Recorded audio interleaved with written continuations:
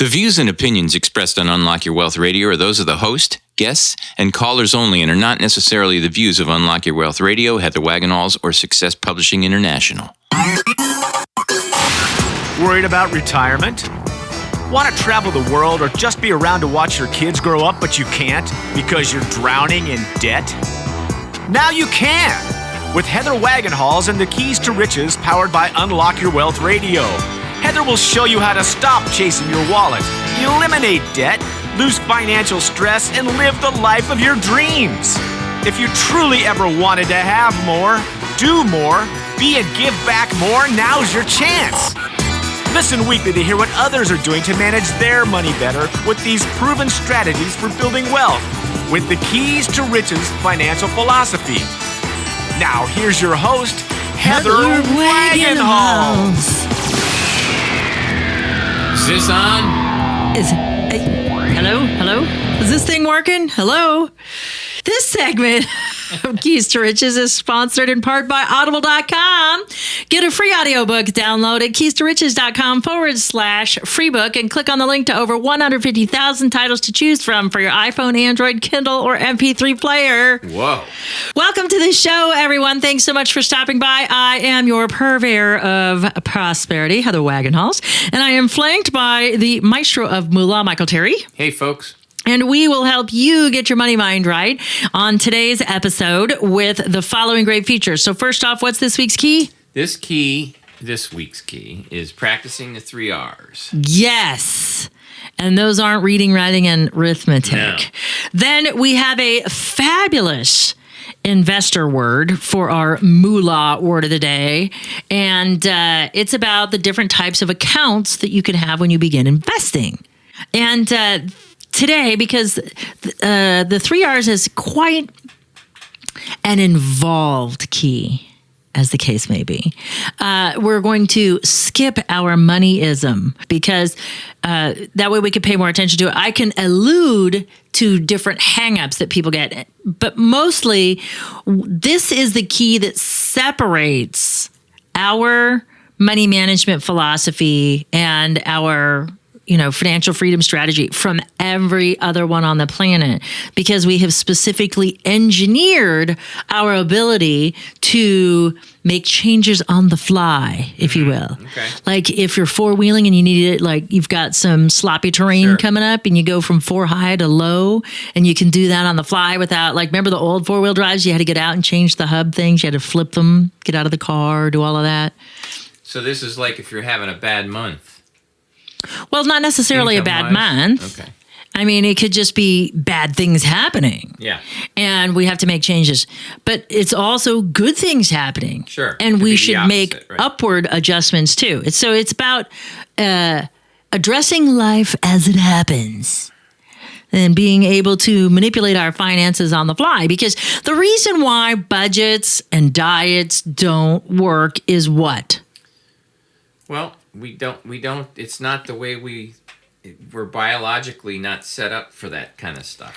Exactly. So we've got biology against us. Plus, those things are rigid. There's something that we go onto and off of, and usually with catastrophic consequences when we come off of diets and budgets. Right. And so that's why we broke the budget when we started out. In our 7th key, it's break the budget. So we deliberately take and screw up the whole paradigm of money management is about better budgeting. Yeah. Because it's not. Yeah. And we change things up by creating a healthy savings and spending plan instead. So on today's episode, our practicing the 3 R's is going to be our linchpin. Plus, it is also what? The final question answered in our 3-5 financial strategy. Yeah. So we're going to talk about that on today's show. But first, let's get to our moolah word of the day, shall we? Oh, that sounds... Okay, so our moolah word of the day is brokerage account. So if you have invested in the stock market or any type of other financial securities or instruments that require a broker-dealer or a securities firm to affect those transactions, you will have a brokerage account. A brokerage account is a customer's account at a brokerage. There are 3 kinds of brokerage accounts. The most basic is a cash management account into which investors place money in order to make trades. There must be enough money in the account to cover the trade at the time of its execution, including both the price of the security and the commission. Or the investor must be able to pay for the trade within 3 days, which is called the settlement date.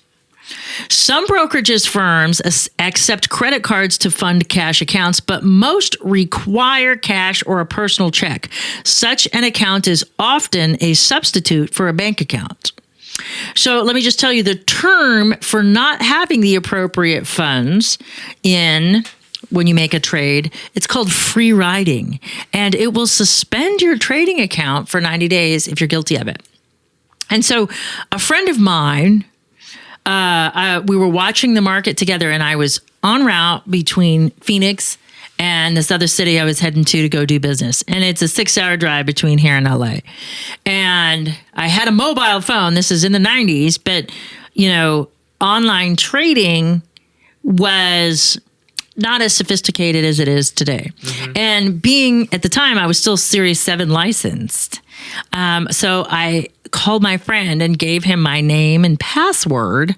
And I said, look, I'm trading between these 2 price points, and I forgot to execute, I was doing program trades, and I forgot to execute it. And I told him to go in there and do it, fix it for me.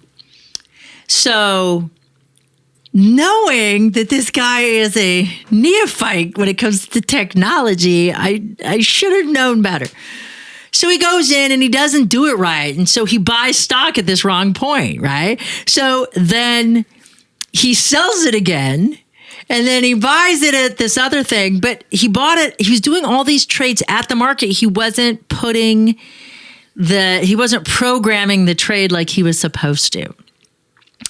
And knowing that this is a guy who thought that his work email was his work email and he needed a separate email for his home, not knowing he could get them anywhere. I should have known better. Oh, dear. And so, he did all these trades, and at the end of the day, there was 0, right?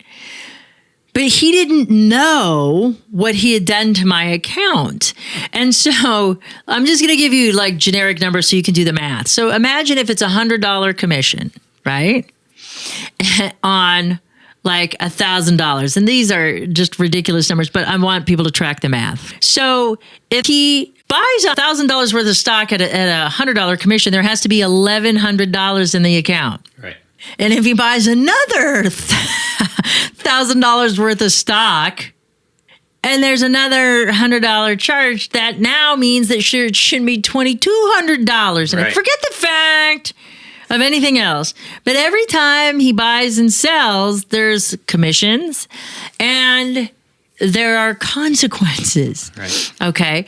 And so he's thinking it's just okay, well, I sold him, right? He's just not thinking about that I had to have the big pile of money. I wasn't on a leveraged account. It was a cash account. Yeah. And so he overdrew me for free riding, but he didn't say anything to me. I didn't know this.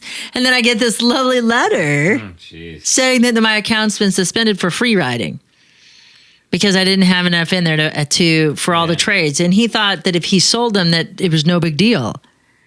But he didn't realize that there wasn't enough to cover all the commissions and all the other hootenanny that went on. That's called free riding. It's called free riding, and I learned that the hard way. So for 90 days, I couldn't trade. Wow. So it really sucked. No penalty, though. Just your penalty was 90 days you couldn't trade. Right. I was just suspended for 90 days. That was my slap on the wrist. The next time, it would have been a bigger deal. Oh, well, and I also had to pay all the money for all the commissions, too. Yeah. For stock that I never got, which apparently my instructions weren't thorough enough.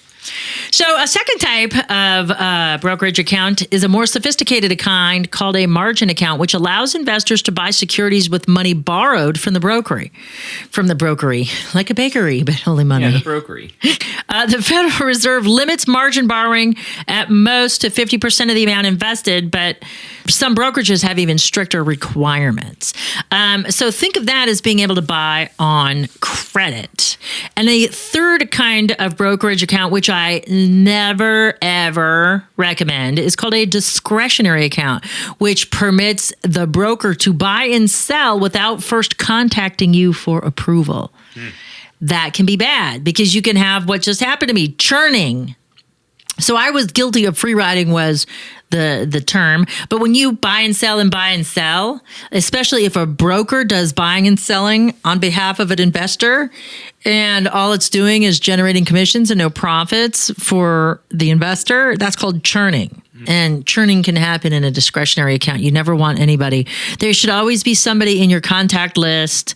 You know, you're never too important to find out about trades. And, you know, you should have them at least calling your CFO if you're a business person or somebody that has the authority to make that decision on your behalf, and never give it to the broker, because the broker's doing what's in the broker's best interest. I don't give a crap what anybody says. Yeah. We're not wired for altruism. We're wired for our own best interest. So we have to know that up front biologically. Yeah. So anyway, that's it for today's Moolah Word of the Day. Brokerage account, 3 types. One is very, very bad. Can be financially devastating to you. So you definitely don't want to do that. So we have a key to talk about today. Practicing the 3 R's. Yes, we do. So for those of you who are joining us for the first time, thanks so much for stopping by. We're so glad to have you. We hope you gain some value out of today's show. If you do, just please place a note in our comment section or make a note on our Facebook fan page and let us know what you're thinking about our show. So the Keys to Riches is a financial philosophy that teaches you how to think like the rich and be in control of your own money. It also gives you specific techniques to create or fix your credit, eliminate debt, save and invest, all while transforming your current financial habits into healthy money management skills. And we do this one key at a time, 1 week at a time here at Keys to Riches, powered by Unlock Your Wealth Radio. And for those of you who are curious, this segment is sponsored in part by keepmyid.org, the only service that actually prevents identity theft. All others are just monitoring services. Put your credit on lockdown with their special offer for Keys to Riches radio listeners by visiting our website at keystoriches.com/keepmyid and click on the link to protect your financial future right now. Remember to use promo code WAGS. So this week's key is our 12th key. And remember, there's a baker's dozen of these. We go the extra mile here at our brokery, cooking up financial philosophies for you. How's that for taking a verbal faux pas? So let's just for a moment see where we've come from, because like I said before in the beginning, we are answering the final question in our 3-5 financial strategy. And so those 3 questions, like Michael had enumerated briefly, was that where am I going, and what's the difference? And so this is the third piece of the puzzle that helps us stay on track with our where am I going. So this is a critical piece, because where am I is our balance sheet. Where am I going are our goals. And what's the difference is both our monthly cash flow statements and our quarterly checkup. So this quarterly checkup is what helps us stay on target. And instead of having a budget, we have a healthy savings and spending plan instead. And we're going to talk about that on today's show, because this is the piece that makes it all worthwhile. So last week, we learned to forget the perfection principle. We're going to use that key also in this week's key, because it's critical when we go for the final R. So the 3 R's are simply review, revise, and recommit. But because we are biologically driven toward pleasure and away from pain, we have to have a money management system that works with our biology. And this helps round out our biology-driven money management philosophy. And the reason why, because when you deal with financial freedom and the concepts of successful money management and financial independence, all of these things are subjective because your definition of money management is different from Michael's and different from mine. Michael and I were just arguing about having, when you buy nice things and they get ruined, it makes it worse than if you just don't buy nice things. But, why can't you just teach people to take care of the nice things that you bought? Is kind of my answer. We were having a little countertop conversation about marble countertops and people etching them with their corrosive beverages. Yeah. So, if that's the goal, to have nice things and to live a financially secure life and to be able to do what you want when you want to do it and on your terms. One of my husband's fatal flaws is his father growing up used to they never went on vacation, and his dad would always say, if we can't go first class, we're not going at all. And so my husband always recites that as his father's explanation. But anytime my husband is feeling stressed or pinched about work, the opportunity to travel, which we could do comfortably, if we can't go first class, he just doesn't want to go. Like, it's in his head that we just can't go. Yeah.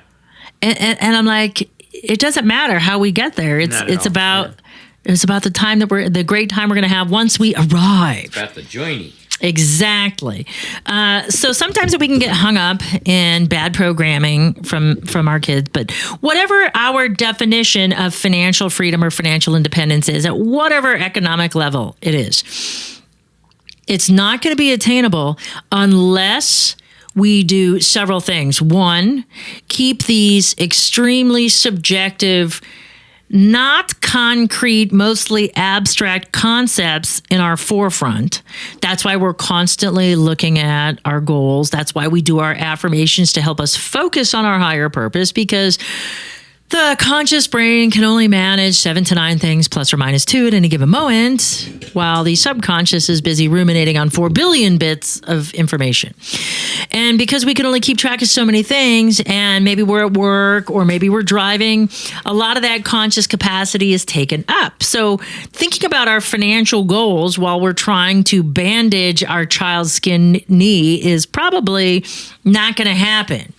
So that's why we constantly need to be referring back to them. That's the power of the affirmation process that we learned in our very first key, which was acceptance and affirmation.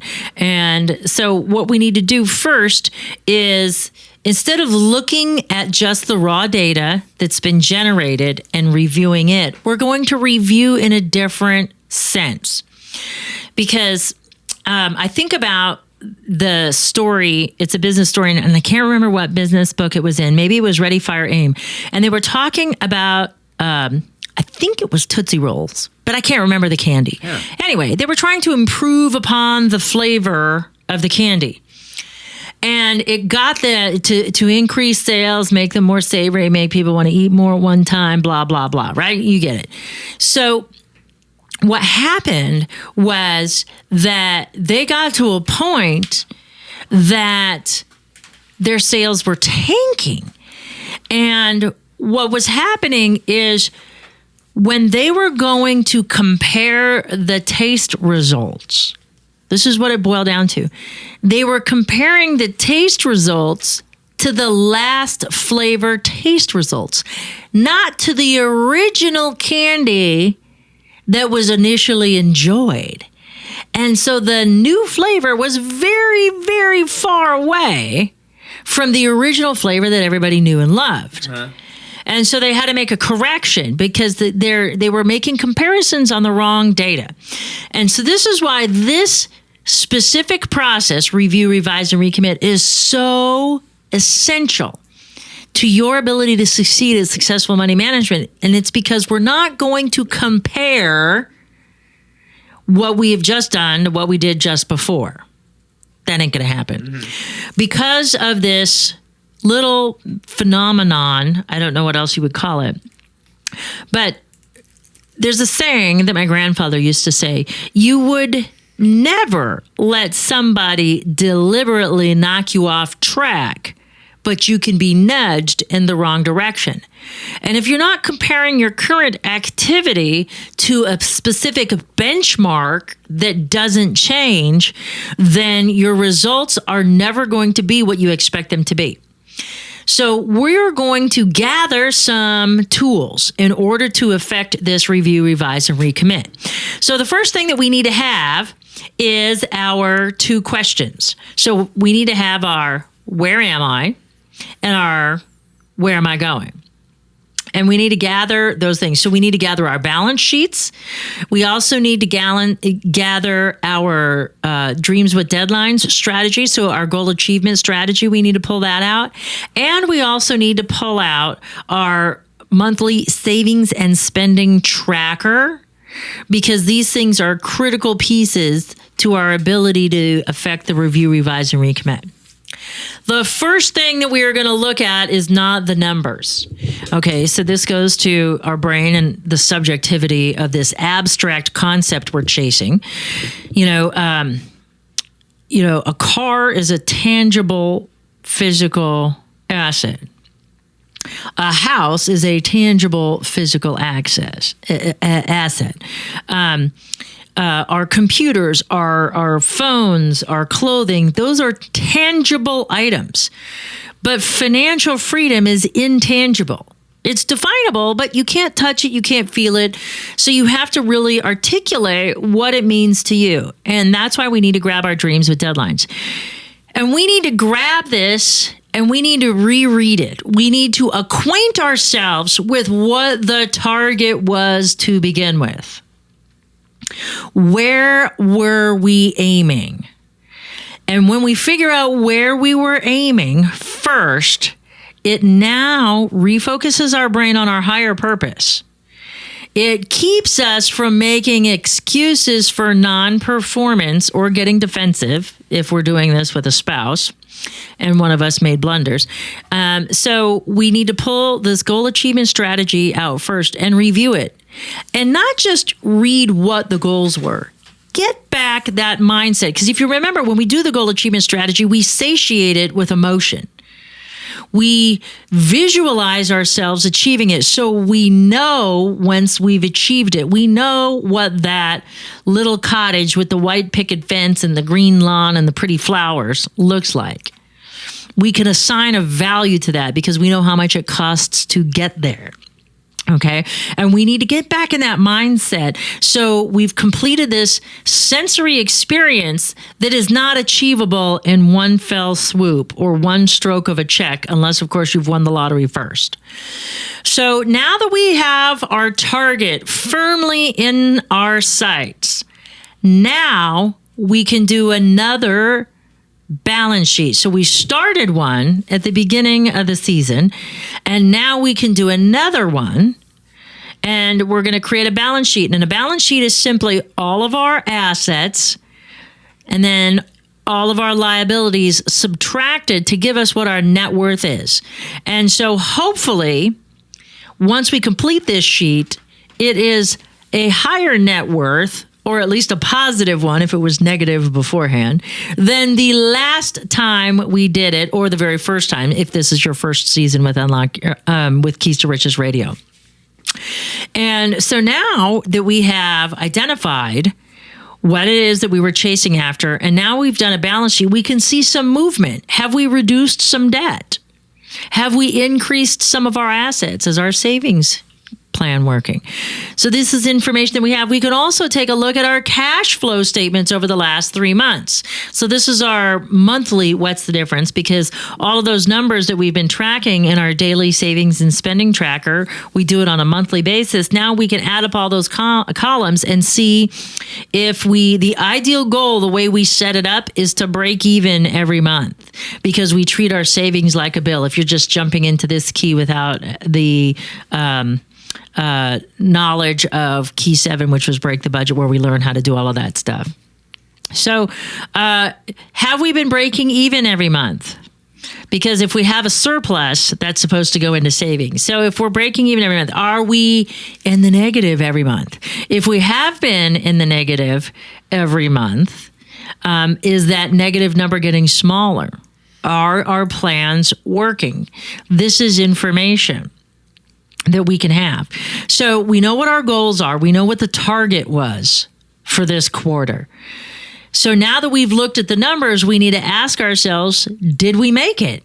Did we, in fact, reduce debt? Did we increase our savings? If the answer is yes, that's great. We can move on to the next step, which is revise. If not, if we got further away from our financial goals as opposed to closer to them, now we need to say, okay, so I didn't make my quarterly goals. So the question is, why? So was there a particular catastrophic event? Was it a habitual spending that we do subconsciously to placate another emotion? Are we impulse spenders? Are we just general overspenders? Do we not take the time to comparison shop and find the right price or deal for things? What led us to not accomplish our goals? And if it is just a matter of, oh, well, my transmission fell out and I had to buy a new one, okay, that's information we can use. So it was a single event. It wasn't like I was, partying all weekend, or I took this spontaneous trip and blew all my cash and I ended up in a hotel room with a strange person and my kidney was missing in a foreign country. And I don't know where my wallet is. So once we identify whatever our issues are, if we're ahead of the game, that's also something to take into consideration. So if I had a surplus of cash after I made my minimum savings contributions and I have a surplus of cash, why is that?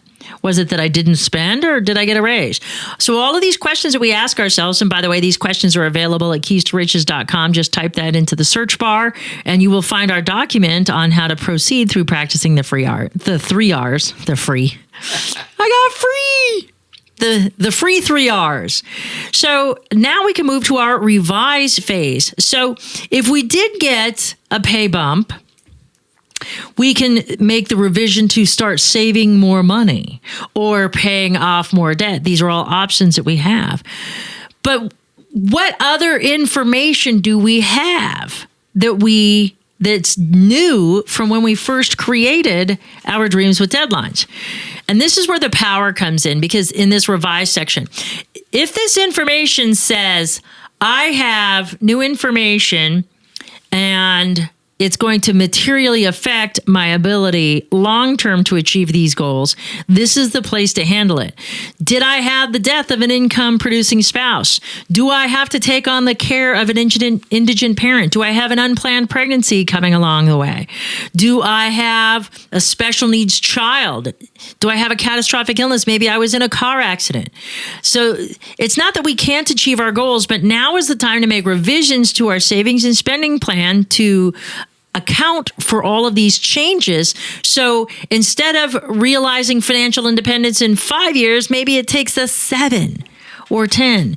And this is the key that makes it all worthwhile. Now, whether or not we have made changes, whether or not we augment our dreams with deadlines temporarily or permanently, now is the time that we recommit. So we start our final phase of the dreams with deadlines all over again, and we visualize this new or potentially new scenario for us of financial freedom. If it's the same vision, we just need to get excited about it, because remember, when it comes to money management, it's an abstract concept, and we are all about the shiny new bauble or the squirrel that just distracted us from what it is. So we have to keep that in the forefront. So that's why it's important to reinvigorate ourselves with our long long-term goals, because we're not designed for long-term management of anything.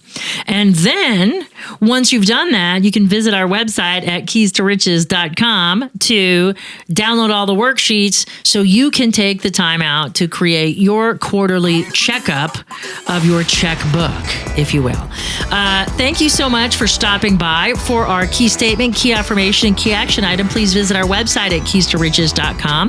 And for more great resources to help you get your money mind right and achieve financial freedom, again, visit our website at keys-to-riches.com. For the maestro of moolah, Michael Terry, I'm Heather Wagenhals. Now go out and unlock your wealth today.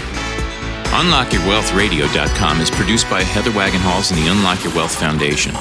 UnlockYourWealthRadio.com and its affiliates are copyrighted 2016 with all rights reserved. For more information on the Keys to Riches Financial Wellness Series, please visit our website at www.unlockyourwealth.com.